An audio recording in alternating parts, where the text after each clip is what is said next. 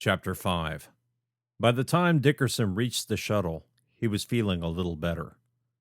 The fuzziness in his brain had abated a bit more, and he no longer felt like he'd been hit in the head with a rifle butt. The nannies were doing their jobs. Now, if only they could get Elliot to an auto dock, they'd be in much better shape. Of course, that meant he had to survive long enough for them to find one, or for S&R Black Company to save them. "I'm at the shuttle," he said. Good. Kelly Morris said over the comms. We have Elliot back in his suit. He has pressure, but I have no idea for how long. "Copy that," Dickerson said. "I'm ready when you are." As soon as he finished the words, he saw the red light on the side of the shuttle doors turn green. A sliver of bright white light appeared at the bottom of the cargo bay door. His HUD adjusted to the brightness, but the first sight of it had already left a glowing afterimage on his retinas. He blinked several times while the door continued to rise.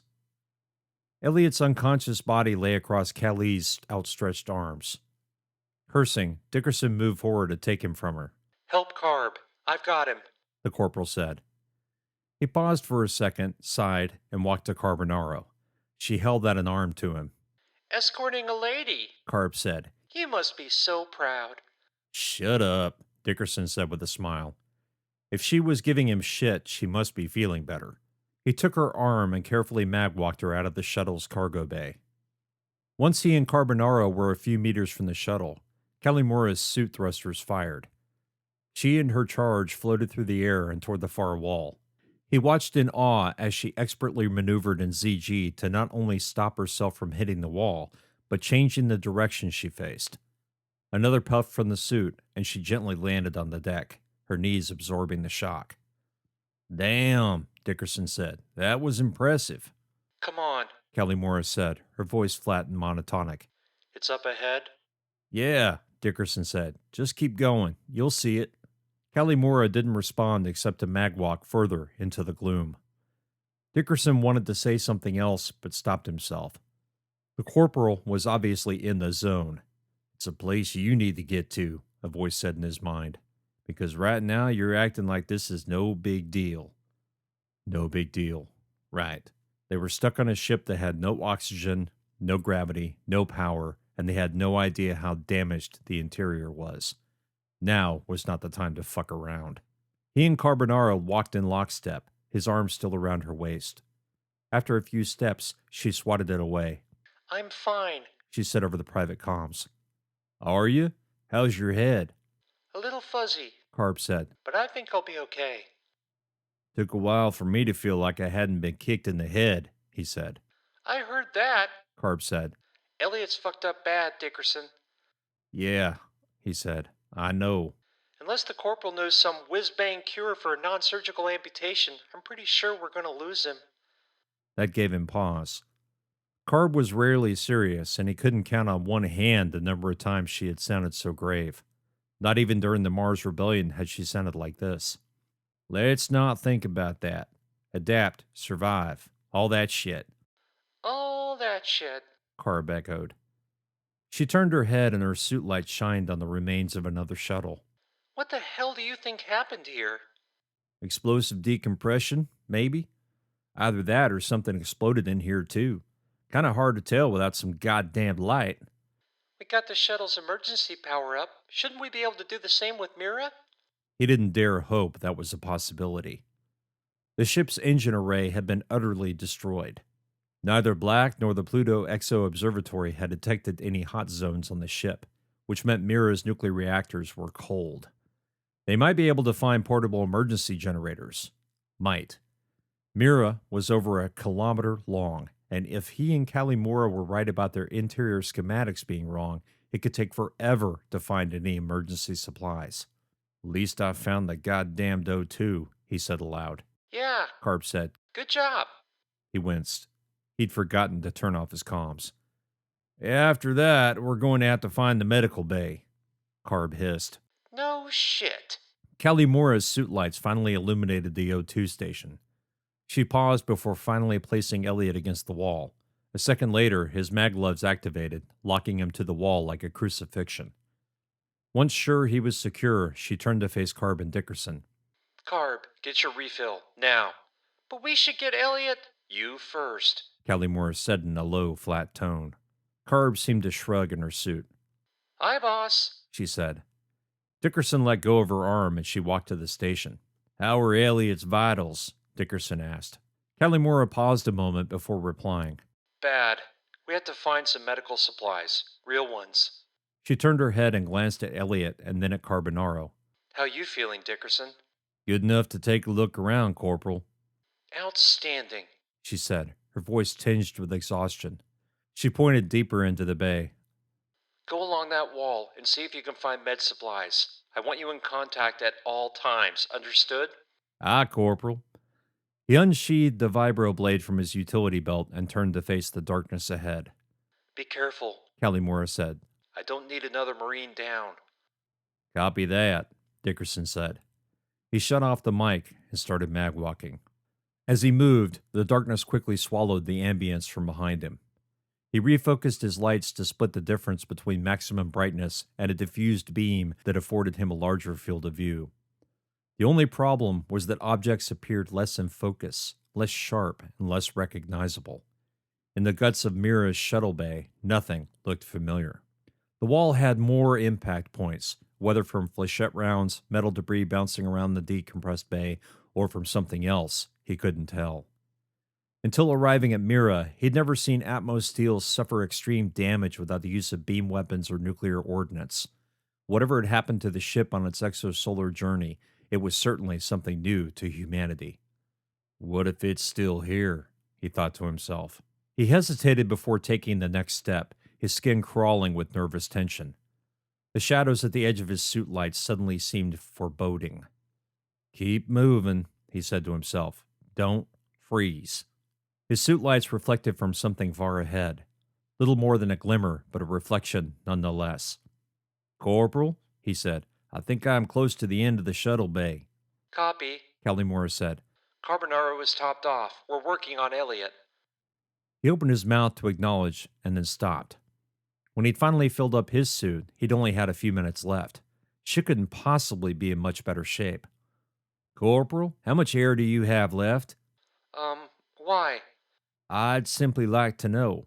Plenty. I still have 5 minutes left. You're almost out of air. Refill, now. Excuse me? I said I have plenty. God damn it, Callie, your fucking HUD is damaged. Refill now or you're dead. He heard her take in a deep breath and then exhale it in an angry hiss. Elliot is going to die. He's going to die anyway. Refill your suit, now. Dickerson winced. He'd almost said, and that's an order. Well, that's not a good sign, he thought. Copy, she suddenly said, and then her comms went dead. Carb, what the fuck is going on there? Relax, Dickerson, Carbonaro said. I've got it. Just give me a minute. I'm coming back, he said, and deactivated his mag boots. Using the thrusters, he rose a meter into the air, stopped his ascent, and started a 180-degree spin. I can get there. I can get there. Dickerson, Callie said. Stay where you are and get back to finding me some real medical supplies. That's an order, Marine. He said. Aye, Corporal. Well, that was a waste of fuel and time, he thought. He rotated again and activated the boots after increasing their range. He slammed down into the deck a bit faster than he'd anticipated. Damn, that hurt. The first few steps were uncomfortable, but not painful. The discomfort quickly receded and then disappeared. Thank you, nannies. He knew they'd ordered his glands to release additional endorphins to combat the pain while they worked on repairing any damage to his joints. Until they were finished, he'd need to take it easy. Certainly no more of that shit. Lost in his thoughts, eyes focused on the bottom HUD feed, he froze with one foot in the air. He'd nearly stepped through a rip in the deck plating. Dickerson slowly lowered his foot back to in front of the obstacle. Good job, he said to himself. You almost really fucked yourself. The tear wasn't large, maybe wide enough for an arm to go through, but it ran more than 1.5 meters in length. He frowned at it. Through the exposed plate, he saw the emptiness of space. A quick check of his surroundings told him the damage had to have been caused after the bay lost atmosphere. Otherwise, any loose equipment would have tried to stuff itself through the hole. If that had happened, the rip would have either widened or the equipment would still be near the tear. Either way, it was too small to account for the extensive damage in the area. He sidestepped the weakened plate and studied the end of the bay. Something about 5 meters away reflected back his suit lights. He grinned for a moment, and then his jaw dropped open in disbelief. His light wasn't reflecting from the wall. Instead, it was bouncing off something protruding from it. To be specific, it was bouncing off the bent and twisted metal of a nearly destroyed skiff. "Holy shit, Corporal, I think I found salvation." What are you babbling about, Dickerson? Mira asked. "The skiff. The goddamn thing crashed through the bay." He heard Carbs laugh through the comms. Good luck for once? Dickerson walked as quickly as he dared to the back wall and protrusion, his eyes constantly scanning for other rips in the deck plates. The skiff had punctured the bulkhead with enough force to bring it most of the way inside. The very front of the skiff had embedded itself in the deck plate below. He didn't want to think how fast it had been traveling to do that. "Checking for supplies," Dickerson said. Good. Carb is taking Elliot back to the shuttle. Mira said. I'm on my way to you. "Copy, Corporal." He carefully mag-walked to the front of the skiff. The frame was twisted, the thruster lines exposed like ripped-up wires. During the satellite war in Mars's orbit, he'd seen skiffs used as battering rams, missiles, and shields, but he'd never seen one do this kind of damage. The last blast of thruster fuel must have sent it at an incredible speed. How it got here didn't matter, though. What mattered was whether or not the supplies were damaged. He walked up the skiff's slight incline to the storage compartment. The deck plate had opened like a blooming flower, leaving petals of jagged, sharp steel surrounding the skiff. He had to be careful. If he rubbed his suit the wrong way against the damaged metal, he might tear a hole in the only piece of equipment keeping him alive. And while the skiff may have medical supplies, hell, even their weapons, what it did not have was a spare suit. Dickerson initiated a connection to the skiff through his block. No response. The skiff's internals were completely fried. "Well, that's less than ideal," he thought. If they were having difficulty communicating with S&R Black, the skiff's radio might have provided the boost they needed to send a message from inside Mira. But no dice. He reached the storage compartment. Metal shards floated in the air like dust. The suit would be fine with those, so long as they weren't traveling above 10 meters per second. Impacts from flechettes could eventually shred a suit into pieces, but they were made to withstand random debris. Unless they're from a shatter storm, he thought. His suit lights shined down on the storage compartment. He sent a block command to open.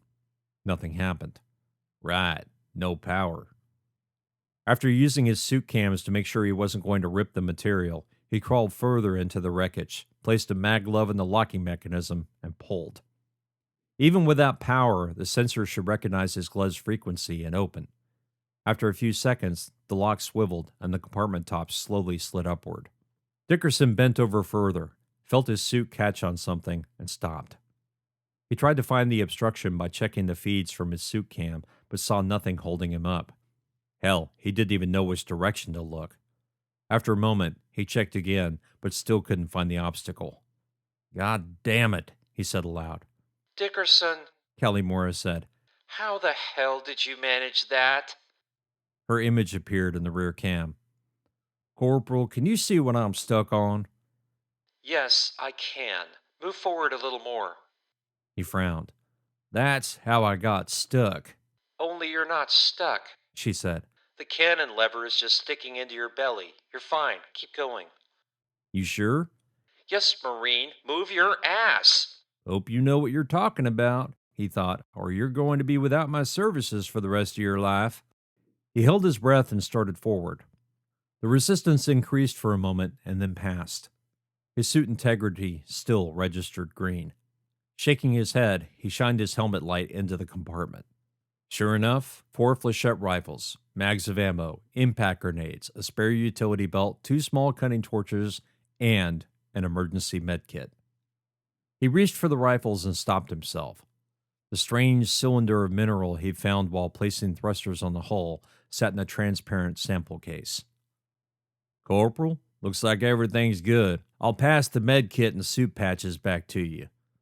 Fuck that. Let's detach the entire thing and bring it out. He hesitated and then smiled. Dickerson closed the lid, locked it with his glove, and reached for the release points. He tapped his fingers against each side of the compartment and green indicators appeared. In ZG, lifting the combined weight of the atmosteel compartment and its contents took little effort. The compartment drifted from the skiff's rear and began to float above him. He quickly maglocked it to a free hand and awkwardly stood. Good work, Dickerson. Thanks, Corporal. He turned, the removable locker still attached to his glove. Back to the shuttle? Yes. Copy that, Dickerson said. He walked down the skiff and finally put his feet on the deck. He freed his mag glove, the locker floating near his head, and maglocked his other hand to the carry bar. The locker was made so a single Marine could securely handle and transport the bulky locker without effort and release it promptly in case of enemy fire. He brought the locker to waist level so it wouldn't block his helmet lights or his cams. Ready when you are, Corporal. She hesitated a moment. He imagined her staring at the skiff and trying to sort out what had happened. At last, she turned and started magwalking back to the shuttle. He followed. How the hell did that skiff get here? She asked. Don't know, Dickerson said. I'm still a little fuzzy on exactly when you ejected us. But I thought we were closer to the front of the shuttle bay when that happened. We were, She said. The skiff should be floating near S&R Black or on its way into the deep Kuiper. What she said made sense. Once the thruster lines completely ruptured, the skiff should have been out of control and tumbling through space. But here it was, as though someone had piloted it. With all the electronics dead, there was no way to bring up the flight recorder or download the flight data. They'd probably never know how it got there. I agree with you, Corporal. At the very least, it should have smashed into the bow. She didn't respond.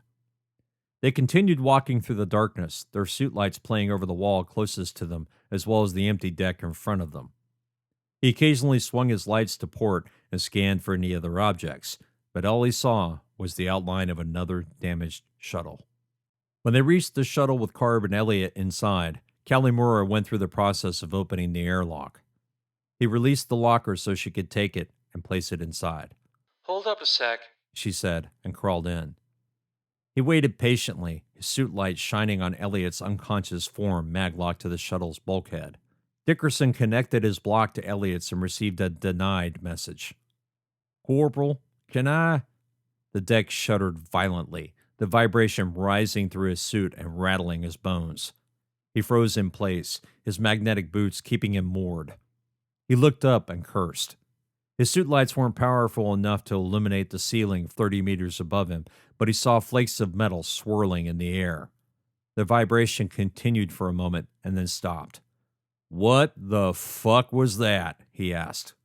Dickerson, get in the shuttle, now! Kalimura said. He stepped inside the shuttle's hold, closed the hatch, and waited for the atmosphere lights to go green. The thermometer gauge in his HUD slowly swung from red to yellow as the shuttle's emergency heater did its job. It would take several minutes before they could remove their helmets, let alone their suits. The shuttle creaked as another round of vibrations shook the ship. Damn it, Dickerson said. I think they're starting to stabilize Mira. Kalimura nodded. Figured as much. If they're going to come and get us, it'll be a lot easier if the ship isn't still tumbling. The shuttle bounced in its moorings, scattered debris inside the shuttle floating upward from the floor. Dickerson maglocked himself to the wall to keep from floating. He opened his mouth to speak, and then the shuttle bay quaked as though from a massive impact. Jesus! Carb said. What the hell was that? Kalimura rose from the shuttle floor. I'm going to the cabin. If I can get the comms up, we might be able to talk to Black, if not the company. She pointed at Dickerson.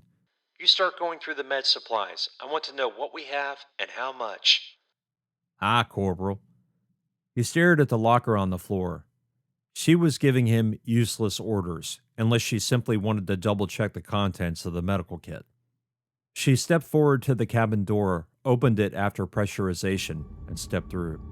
The door slid back in place, leaving the two conscious Marines staring at one another.